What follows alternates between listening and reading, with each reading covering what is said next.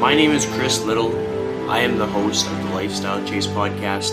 This is season 5. All right, so welcome back to the Lifestyle Chase podcast. And every single time, I think for the last 12 months, I've been like, it's been a long time since I've had a podcast. And I think at this point, it's just going to be like, I'll do one a month. Maybe I'll do a solo one here and there. And honestly, the podcast has helped me so much in my career and just my life and personal life, professional life, that it's not going anywhere. I just get busy sometimes. But I'm bringing a audience favorite back to the show. And I say audience favorite because I give them a shout out every single thing that I go on and nobody gets sick of it. So Dean Guedo is back on the show. Welcome, Dean. How are you doing today? Good to be back. I think we have to do our annual catch up on the internet, even though we live in the same city. But yeah, no, I don't even know if I'm a crowd favorite, but I'm glad you bring me up because then if you give me a shout out, I'll listen to it because I have to hear my name. Yeah, well, you better give me props, Chris. I don't even know I don't even know what you give me props for, but I'm glad you do. It's nice. Nice gesture. It's usually because we go back a long ways or because of something that you suggested I do. Lately, it's been because of jiu-jitsu. So every time I say jiu-jitsu, I say Dean. But that's been working out pretty good. For that one. I will take credit for that one.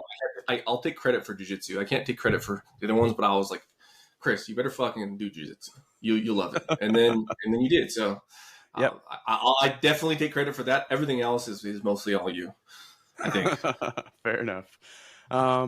So first and foremost, I wanted to highlight that I think a few months ago, we actually had the chance to go and do jiu-jitsu at the same jiu-jitsu place. That was pretty cool. So if anybody is listening to this and they have jiu-jitsu friends and they're doing jiu-jitsu at different places, go to the same place at least once because it's pretty cool.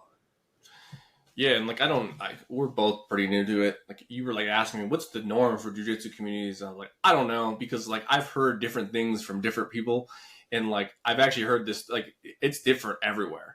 And so you kind of just gotta, it's a weird learning curve to figure it out, but I think it's fine. But I don't really know the answer. I just stay at my gym because it's close and I love them. Yeah. But I don't know. It's a weird thing. It's just weird. Jiu-jitsu is weird all the way around. My thing is emergency backup plan is find somebody's basement and then you're good to go. Yeah. That was COVID. That was actually COVID. There were emergency plans. When Jeb comes to town, if I can finagle my way into wherever he's at, well, he's going to be at my gym. Pardon me? So don't take him. He's going to be in my gym, but he's actually going to stay at my house.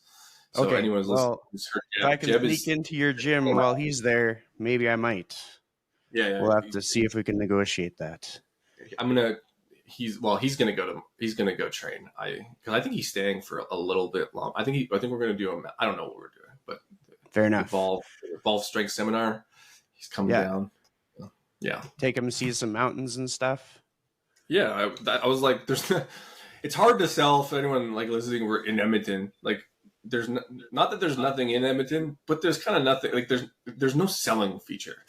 The selling feature is hey, did you know the Rocky Mountains? Everyone knows the Rocky Mountains. It's I don't know if it's a wonder of the world, but it's most people don't actually understand what they are. And it's crazy. And we don't live that far away from them. So it's we can do this in 3 hours. So it's Edmonton is good because it's proximity to mountains, but we don't tell them about Calgary, who's there. Their proximity is closer, but Calgary sucks. So we don't talk about Calgary, just Edmonton and Edmonton hours. So you've been diving into the rucking thing and you got your new website going. Let's talk about that real quick. Yeah, I think what do you want to know? It's tough because we've had 2 podcasts and pushed high flux and we pushed walking. I think rucking is just, I don't want to say I've always been into it, but I've kind of looked into it in its application to what, and you're wearing a weighted vest. We talk weighted vest is kind of in a similar, I guess, category. But my biggest thing with rucking was how do I get a solution to most people's excuses about getting more movement and overall trying to lose fat without eating less food, is that kind of messaging with the high flux stuff that I do.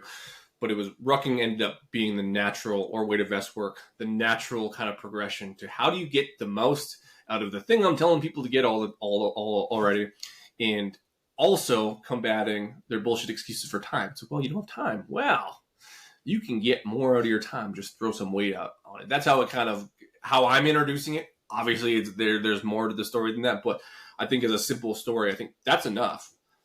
You can get more out of the thing you're already doing without any mental effort other than having to go research how do I get weight on myself, which again, for anyone with a brain, it's not that difficult.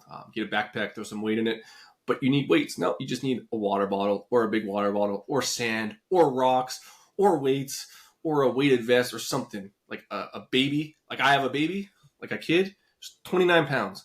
I have a backpack that the baby goes on. I'm rocking. And so it's kind of, I'm trying to get rid of everyone's excuses with that. And I think that it's a good example of one that can kind of kill multiple birds with one stone. Well, like the thing that I like is that because I've known you for, I don't know, like 6, 7 years, 5 years, something like that, probably 6 or 7. Yeah, it's been a while. And every time you put out something like a thought that you have or a process that you want to promote, you're actually out there doing it, which doesn't always happen. And then the reason why it's something that I like to kind of like latch onto is because it's something that I can actually use with my clients. Like I have a lot of clients who are super, super busy, but they have very specific goals. And so if I give them like a process that will work, and it might be unorthodox or it might not be what somebody else had told them, that's actually pretty solid. So an example that I have is I just started with a client out of New Jersey, and she's super busy, just finished up education. I think she's going to be a doctor, and she wants to lose some weight, get a bit leaner, but she wants to do it in a fairly short time span. And we're focusing on increasing protein and getting at least 10,000 steps per day, in addition to her strength training.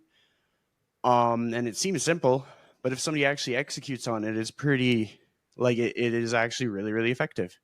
And so far over the past couple of weeks, she has been nailing it every single day.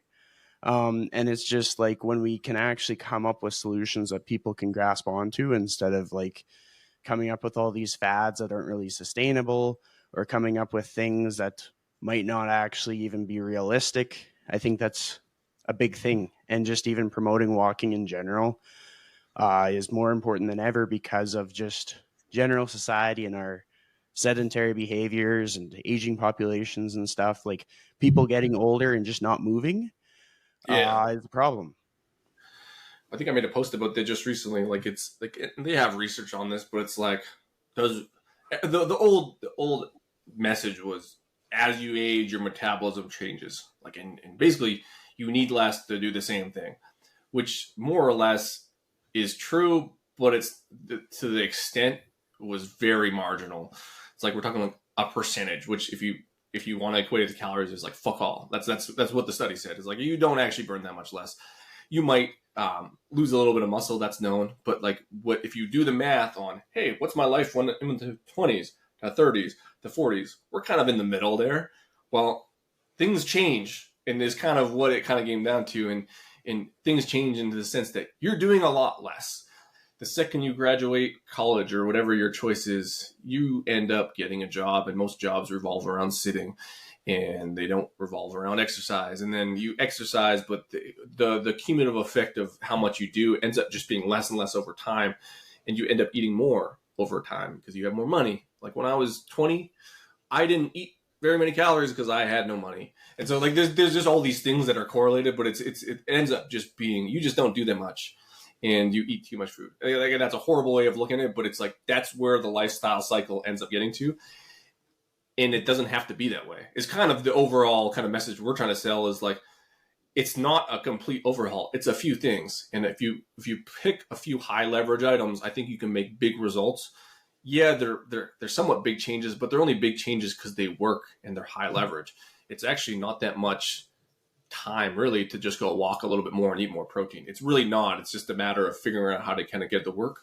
And my messaging just gets involved. And I know you're in the training and stuff, but it's, for me, it's less about the training because it just doesn't do enough for most people's fat loss goals as opposed to the walking. And then how do I make walking better? Do I think everyone should train? Hell yeah. Like fucking go train. And so, yeah, that's kind of where my thought process goes with that is again, there's a lot of things that happen, but I think we can, you have a choice, and the choice actually isn't as crazy as you think. It's not eat nothing or eat chicken and fish and rice and some vegetables and you'll solve all the world's problems. I do think that you could walk a lot of those problems away though. Well, like as I reflect on, because like a lot of the people that I'm surrounded by are getting into their older age, because I have older parents, and then all of their family and friends are older. And so you're kind of like witnessing the outcomes of different lifestyles, or you're witnessing the different like social stress and social environment. And it's just so different because people are more and more open to the insights around strength training and activity because they don't want to lose all their abilities. And it's just like, instead of just preaching about it on the internet, it's like super, super real. So when I have discussions with my parents, we tend to basically talk about keeping their energy balance as high as they can for as long as they can. And it's not that I'm a drill sergeant out there telling them to do all these strength workouts. It's mostly that they have their list of things that they're going to do throughout the day. Sometimes it's kind of like maintaining the yard and taking care of the property, maybe doing some volunteering. And sometimes it's going out and taking pictures of birds, but getting lots of steps while they're at it. Because it's like, as soon as they slow down with that, like basically their quality of life has the potential to deteriorate very, very quickly based on the age bracket that they're in. And so because of that, like really like key point, I tend to get pretty vocal about that stuff. And then even just like when it comes to, you talked about how people will go through their education path, they'll get into their career, and then there really is no need to do really like recreational walking or activities, especially if you got your family, you're all settled down, you've checked all your boxes, you don't need to hustle to pay bills, you're good. But like, even if they are appearing as fit, they're content, walking can be such a benefit to their mental health, just kind of increasing the amount of movement that they do in a day. Maybe it's a reason to increase their calories. So it's just like, there's so many different scenarios where walking would change a person's life. And so the more education that we can push on it, the better, especially just because like so many people talk about their struggles with mental health. But then when I take a step back and I think about how my own life changes when I'm more active versus when I'm less active, I'm like, let's just push activity. And you brought up a key point, which I think like is a concept that I've kind of grasped onto that kind of ties all this in together. It's like, you don't need to do anything. Like, we've created a situation. We're so like, as a society, we're so good at not needing stuff. I don't need to, especially now, like the last, like we're talking about COVID, but since COVID, I don't have to go get groceries. I can order in from any restaurant I want. I can go, like, I can, Amazon just went, like, I order everything on Amazon. I don't need to do anything. I don't even need to leave my house. I probably don't even need to really leave my office. And I think that we've kind of figured out a way to not need anything, to the point where now it's a problem. Because it's not a problem unless it's a problem, but the problem now comes up in a lot of my goals, or longevity, or my disease risk, or my fat loss. All that stuff kind of goes up the second we kind of lose the physicality in our life. And really, we've just figured out a way not to do that, which has created this like weird problem we don't need to. And now I think we need to not necessarily undo that, but figure out a way to I guess build in, now would be uncomfortable or against the grain, because it wasn't against the grain to go walk a grocery store, or walk to this place, or go for a walk, or do physical activity, or get out and go do stuff. Like, that just wasn't a thing, and now it's a thing. So now it's almost like against the grain. But I think if you just start undoing a lot of our conveniences and get a little bit more inconvenient, a lot of those problems tend to go away. And the step count thing ends up being a proxy for that. But like it's real. Like and it sucks. Like I like ordering stuff in. It's way nicer. But like the second I start doing that, I don't know if I necessarily feel worse, but I kind of do. Like when my step count's up, I feel way better. And there's only a few ways to get that up, and they mostly involve moving. Yeah, well, like for myself, I was almost my own case study during the pandemic because Mm-hmm. like everything got delivered, and it was almost you weren't even allowed to pick it up at the Yeah. place.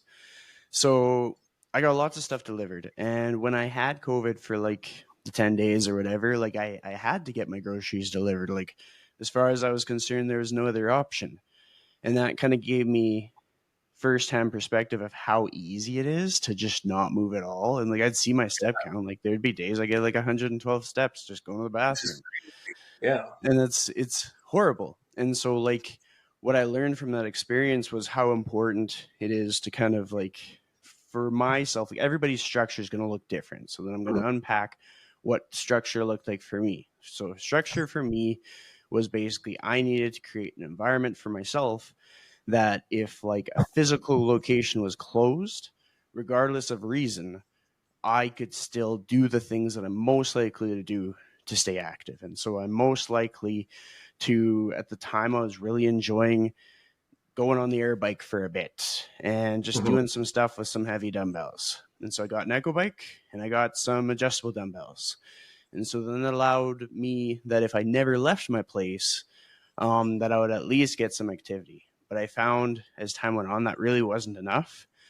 So I started to kind of make like weird little rules. Like if I was going to go to a place, I had to walk there. And so there's Mm-hmm. one time when I got my tires changed. And for the first time ever, I've lived in this area for like 10 years or something. I walked home from the tire shop and then I walked back to the tire shop to pick up my car again. It was just such a like it was insightful because A, Edmonton sucks to walk around, but B, it's possible.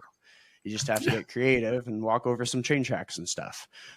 But um, nonetheless, it was a powerful experience for me because I actually experienced it from the perspective of somebody that I would be coaching because I had to kind of like figure out what worked for me and really Mm-hmm. accept how easy it is to slip and get kind of complacent with movement or take the easy path. But I hated the outcome of a lack of movement and I loved the outcome of an abundance of movement.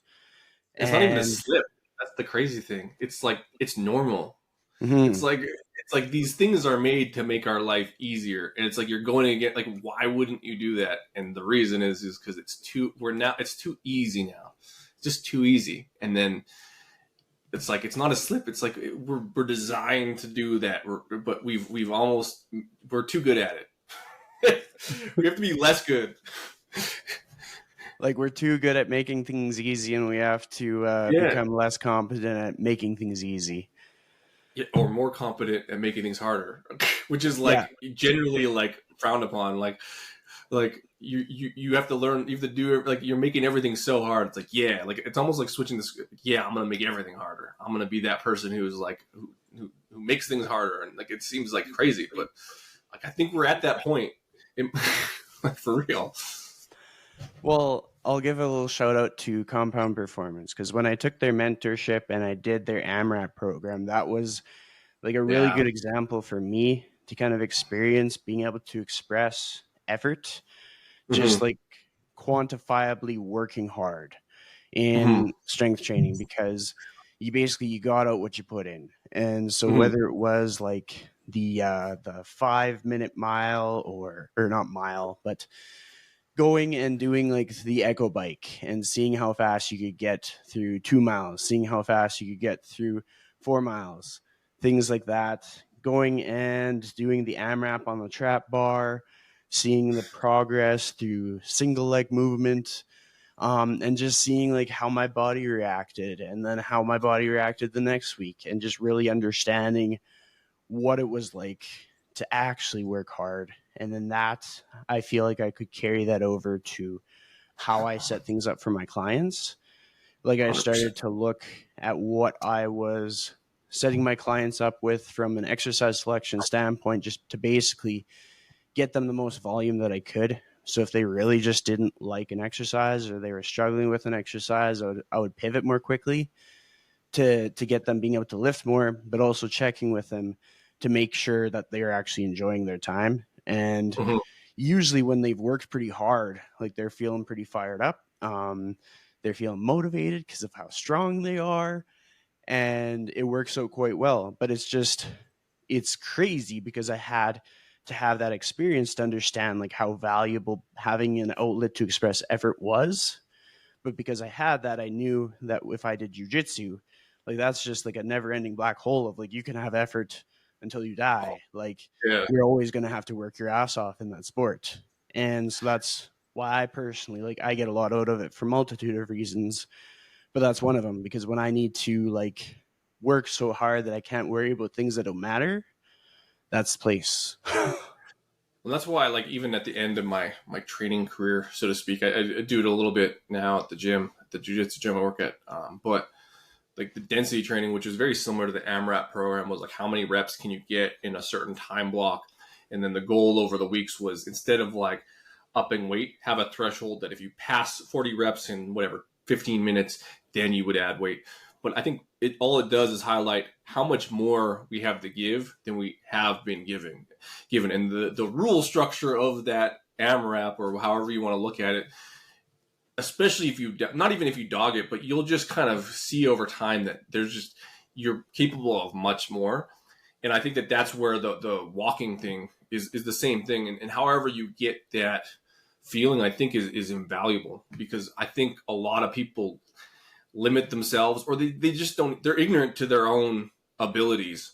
And there's a few things in this world that can get those are like the high leverage pieces that I like to exploit, I guess, because you don't know how you're going to react to get punched in the face, but there's like some things that punch you in the fucking face, and then you get to see like where you're at, so to speak. And that's hard to come by nowadays, because even with strength programming and RPs and like subjective measures, it's like you're relying on the person to understand how much they truly have to give. And that's, I guess, the value of a coach a lot of times is like, we assume that they have more. It might not be true, but I think that I think most people can extract a lot more out of themselves. They just need the right, like you said, outlet to do that. And that's going to be different for everyone. But I'm obviously Mhm. biased towards jiu-jitsu and walking, but I agree with the jiu-jitsu element 100%. You have to figure it out or you quit. So I mean, like, those are the two options, really. Well, the cool thing is, like anybody listening to the show, I hope that they know that, like, if they know me from years ago, they'll know that I've tried a lot of different fitness modalities, and I truly don't Mm. care which one a person chooses as long as they're applying themselves into it. Like, I've done yoga, I've done the spin, I've done those bouncy classes, I've done Pilates, I can't even, like, I've done more than most people because I was connecting with different studios around the community, and I just wanted to kind of like make friends and see what everything was all about. And if somebody was like, "Hey, Chris, try this," I'd be like, "Yeah, I'll try it." Um, and it's just if somebody can find something that they can really like channel themselves into, great. And then like if they wanted my insight as to why I chose what I chose, then I can share that with them, and it might influence them one way or another. But if somebody's just being active, that's a win in and of itself. And there's a segue that I wanted to dive into because you're talking about people kind of like learning their potential, Mm-hmm. and kind of like for the first time ever being able to actually like see it. Whereas otherwise, like, I could never do that. And like, I've experienced that in my career. But the fun thing is, as like, for example, a lot of people that I work with have never tried strength training before. And so they Yeah. come into it thinking, well, I don't know if strength training is for me, but I'll give it a try. Or they'll even be like, I don't know if like keeping an eye on my nutrition is for me because I have a tough history with it. And like, I don't have people meticulously tracking their macros and weighing their food and measuring stuff. It's more so like giving them an education behind what is in one dish versus what is in the other dish and how to increase the protein of your 3 meals of a day, or what kind of things you can create that are snacks that might be more nutritious than the snacks you used to have and stuff like that. But nonetheless, I've seen people's transformation where they go from being that person that was like, I could never strength train. That's like way out of my scope. And all of a Yeah. sudden they're buying like an adjustable bench and adjustable dumbbells, and they're doing like rear foot elevated split squats, and they're liking it. And I'm like, you like strength training. I can see that now. Yeah. And then we build their confidence, and all of a sudden they're switching their job. Like, the funny thing here is I've actually gotten 2 people a new job in the last like 6 months. Because Really? first, like, we built their confidence, and then we found other ways to improve their life too, which is just, to me, it's hilarious. I'm going to keep it going as much as I can. Yeah. I think like I'm not going to tell people that until they're ready, but I think a lot of people could probably benefit from a career change. But that's scary too. Like, we've both done it. Like, I was a teacher before this. You dived into fitness. You basically did exactly what everyone told you not to do. Don't quit your day job. You're like, no, fuck it, I'm quitting my day job. Well, like that's hard to do. But I mean, especially when it aligns with your values, and in a lot of cases, your confidence, you can kind of make it work. But that's not advice. The advice is to do you, but I think it's nice to have.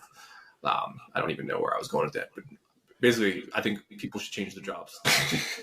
Well, I can totally piggyback off that, because I think about it quite a bit. I think about, like, I reflect on, like, what would my life be like if I was still in that old career?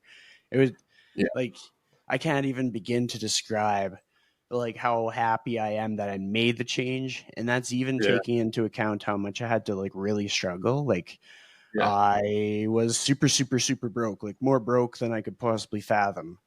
I remember I'd have to, when I was working at Central, I'd have to gather up all the change on the floor and then take it to the bank and then get it switched to cash, and then go to the gym and pay in cash at the gym that I was in between the 2 other gyms.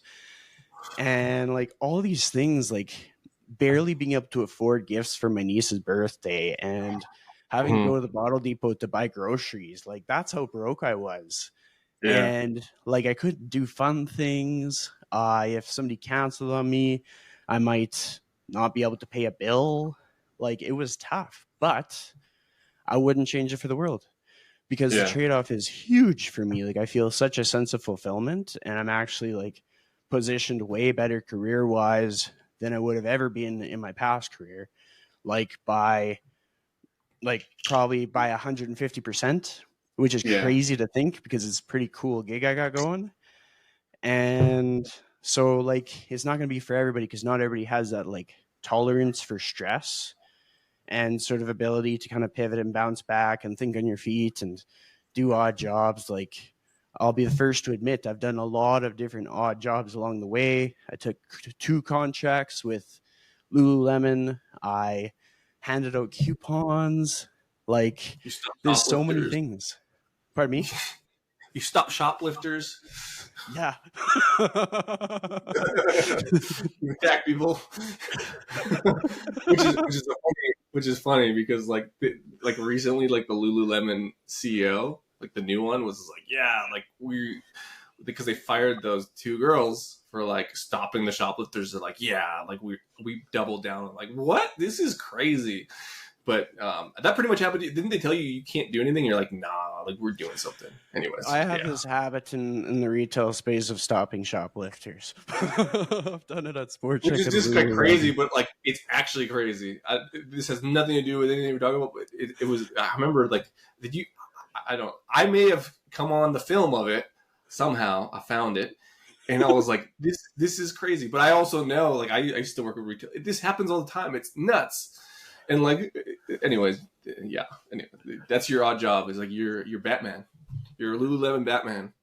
Or well, it's just funny because like ever since I've went with the bald look, I've almost taken on the role of like security, even though I'm like 5'8". I'm a little garden gnome. But I'm like, I'm gonna keep this place safe. But no, yeah, that experience in and of itself, I think, probably increased my emotional intelligence and helped with my communication skills. And it's just like every odd job along the way has made me a better coach. Just made me more patient with people and helped me understand where they're coming from, and like really helped me understand what it's like to be stressed or emotional or anything like that. So if ever there's like brand new trainers listening that are like, I want to do what Chris does, like first, probably don't do everything exactly what I do. And second, go get I would some have odd kept. jobs if you need to pay your bills because it'll probably help you more than it hurts you. See, I would have kept your job and then done it. But that's me. Like that's what I mean. I think there's like a path for everyone. I think for you, it ended up working out good because you're too hard headed, which is a good skill. It ended up being a good skill, but you rolled the dice and you won, which is good. Like, Mm-hmm. I think, yeah, it was one of those situations where it wouldn't work out for everybody, but it just happened to work out for me because I was just stubborn enough.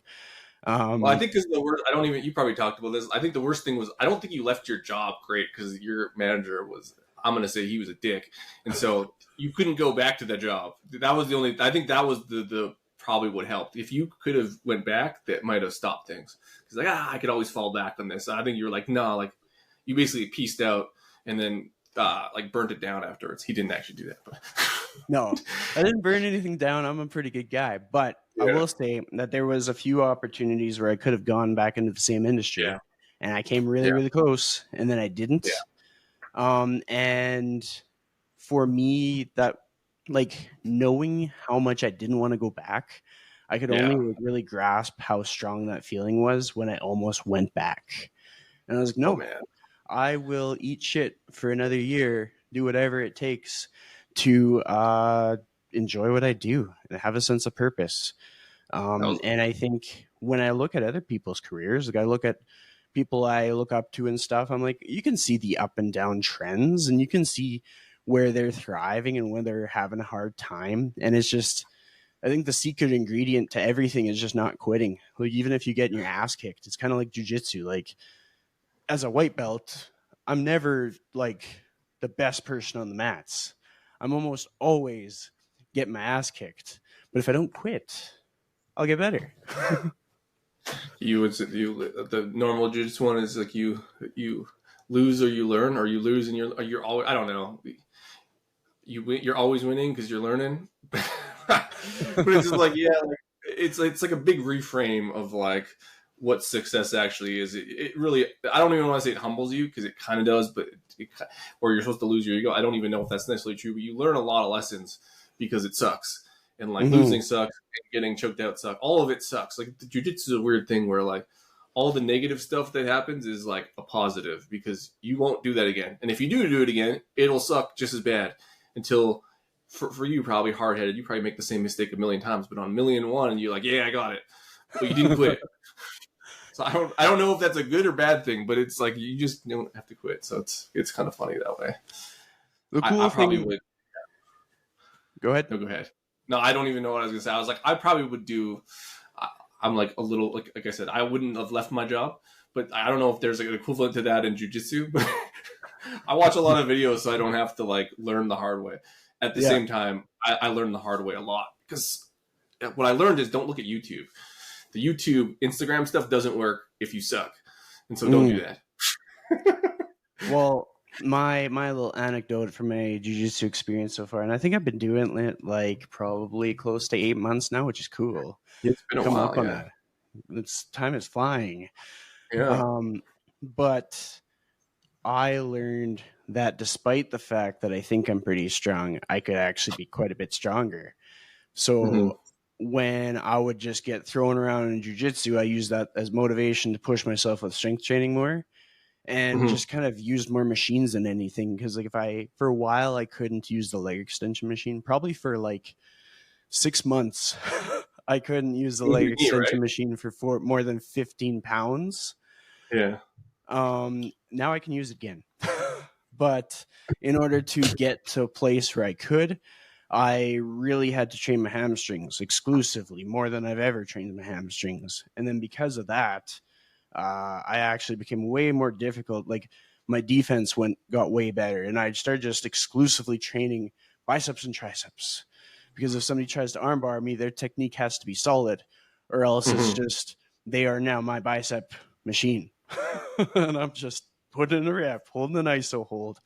But it's I use just the iron neck same reasoning as like the iron neck it's like my neck is strong I'm always in a spot where I get choked out anyways. Now it's just a little bit harder to do it. I should probably just learn how to defend chokes, but like my meathead mentality is I'm just gonna get my neck bigger. Well, it's funny from my perspective because I remember when you first got the thing, and like I know that you try everything. So I was like, okay, is Yeah, this like a short that's where term I'm he's at. trying Yeah, it thing, or a long term? And you, oh no, I'm seriously training my neck. I'm like, okay, say no more, training your neck, yeah, carry on. But now that I know what I know, I'm like, yeah, it's probably a pretty good idea. Like my neck, I don't know what it is. I'm just a thick, stocky dude. So my neck's pretty good so far. But the one clutch piece of advice I was given by a blue belt was pick up the phone. So yeah. anytime anybody's coming close to choking me out, I pick up the phone and get my hand in there, and then they can't. And so I've thanked him profusely. It's probably the one thing that has helped me the most.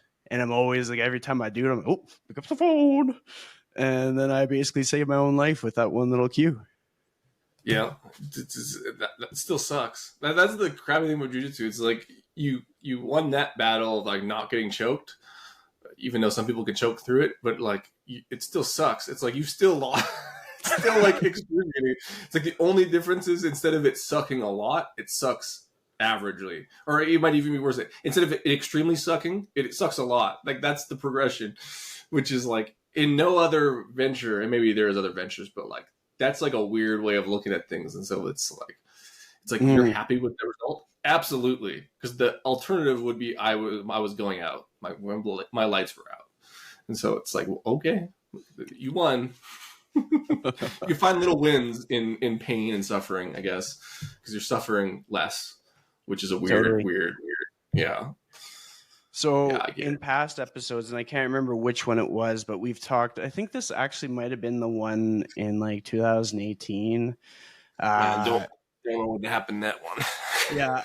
So So the cool thing was we did talk about wholesome goals and stuff and kind of where you saw yourself. So you weren't a dad at the time, that's clear. no, And yeah, so you're kind of mapping out what your future looked like. And like yeah, from what I recall, aside from the fact that you kind of created your own like version of BC and Alberta, yeah. you're pretty close. So like what do you envision for yourself for the next period of time, whether it be 5 years or whatever? I'm like, I don't know, because I sold that boat. In I want to get another boat at some point. I'm just waiting for my stocks to go up, which will take a while at this point. But no, I think like professionally, I don't have any like massive career aspirations. You kind of saw not necessarily rebranded, but I started betting on myself a little bit more by getting the website and putting up more content and just trying to get more referrals. So I mean, like trying to grow my coaching business and not relying on a company to feed me clients. I want to kind of be at the forefront and gather pieces so that I'm more sustainable on my own. I think that's like my biggest career goal right now, because I want to be able to focus on just living and being a dad and doing jujitsu. Like I almost look at my career as a way to give me time to do those things, because like that's all I care about at this point. That and living longer, because I'm like a total sappy dad. I just want to be around, and so like pretty much that. Like the same. Honestly, I haven't changed that much, other than I have a kid, but the goal is kind of still the same. I'm literally not looking to fill my life up with 12 hours of work. I'm almost like started with the end in mind. I want to like work as little as possible. I want to be passionate about what I do, and I want to have some projects that I like, but I also want to be available to like actually enjoy the stuff that I've built and bought and do. And so I guess that's my way of like looking at it, is like professionally, I don't think I would change that much. I'm just going to have more branded towards what I actually do, as opposed to working under someone, which I am still doing, but it's I don't know if that makes sense. Yeah, Wise. I makes build my sense. brand essentially, but do the same thing I'm doing that I've always done. It's just kind of I want to put more content that's not, even with Instagram, not just isolated to Instagram. I want to kind of do my own thing. So that's kind of cool. Yeah. Well, I mean, I'm pretty aligned with that because like we're in similar situations where we're working with other businesses. Like for myself, I work with 3 other businesses I and love it's it. a lot.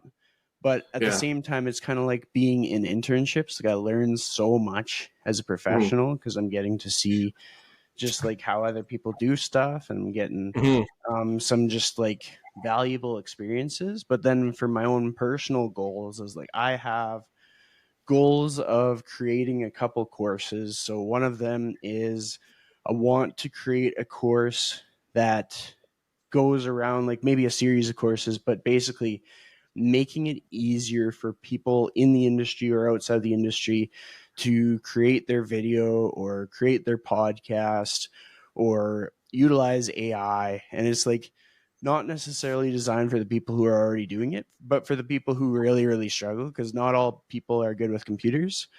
Yeah. And just kind of having something like that, so that when people are asking me how to do stuff, I have something ready to go. Because more and more often, people are messaging me asking me for help, and I always help them out. But I always need to gain back my time in some way. And then my other thing Mhm. is trying to find something to be the bridge between the general population that hasn't been to a gym to get Yeah. them living a more active lifestyle. So like whether it be like sort of like a camping workout routine or like warm up before gardening, like just finding the little window that could make strength training seem more realistic for maybe somebody who's elderly, maybe somebody who just doesn't feel safe and comfortable in the gym. And I just want them to see like the coolest thing is if you go to a gym that's super scary looking and you actually sit everybody down and talk to them, a whole bunch of nice people. It's just looks are super deceiving. Mhm. And I've seen my clients have that realization. So I want to find a way to have them virtually learn that too, so that they take ownership over their fitness, so that they find ways to have a better quality of life, and that they can do it on their own time, on their own pace, when they're ready.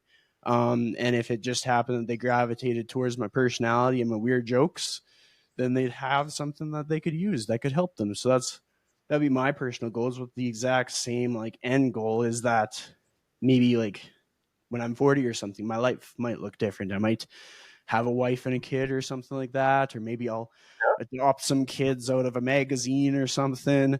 Um, but I'll want my time back. And in order to have my time back with inflation and all that stuff, I got to get pretty resourceful. So it's always cool to hear what everybody's kind of like mapping out for their future, and hear that we're like minded with like our set of values and stuff, which is probably why we've gotten along for all these years. But Yeah.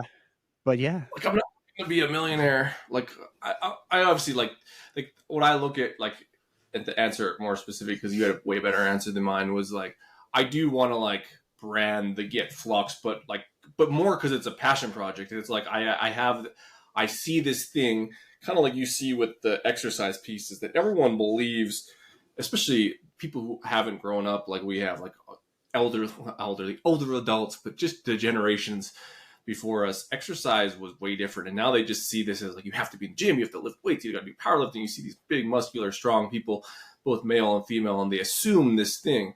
But that's such like a small subset. Like exercise is like A, made up, and B, strength training can be whatever you want it to be. And like, I think that people don't gravitate towards it because they think it's this thing when it's not this thing.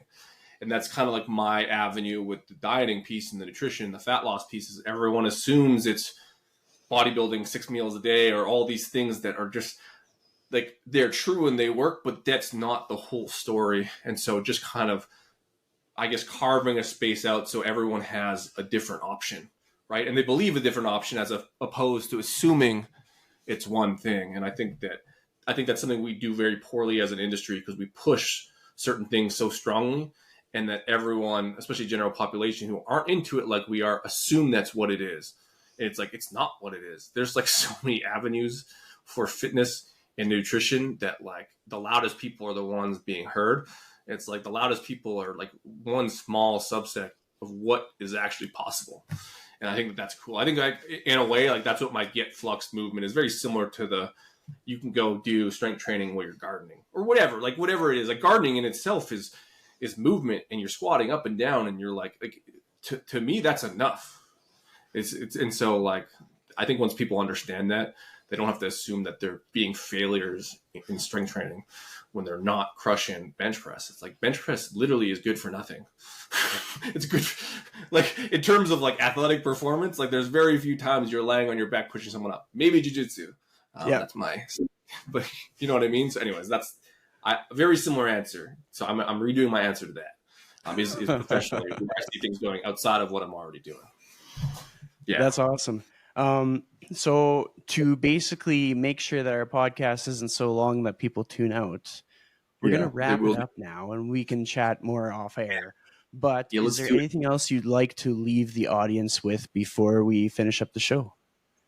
Yeah, go listen to my other podcast with Chris, because it will kind of tell my methodology. But if you want to learn more about what I'm doing, Chris is very, very, he's like, you need to like get on some podcasts and talk about this stuff. So we actually didn't talk about it all. So that's fine.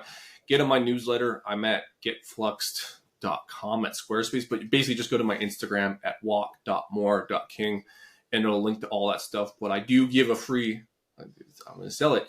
I'm not selling anything because it's free, but for your email and signing up for listen to all the stuff I'm into and doing and all my stuff that I put out, you get a free rucking guide on how to include the basics of rucking. It's not everything, but it's enough where you can do it and get the most out of, I guess, the high flux or the walking piece that I already kind of sell, and just get more. Even we talk about time, get more time back, or don't invest as much time, even though that's probably what I shouldn't sell. But you can get the more. If your excuse is time, rucking is definitely going to be helpful. There, that's my selling pitch. Sweet. Well, thanks for coming back on the show, Dean. Yeah, dude, it was good. It was good to chat. Now we get to talk afterwards though, so everyone doesn't get to talk afterwards, but Chris and I do, which is perfect.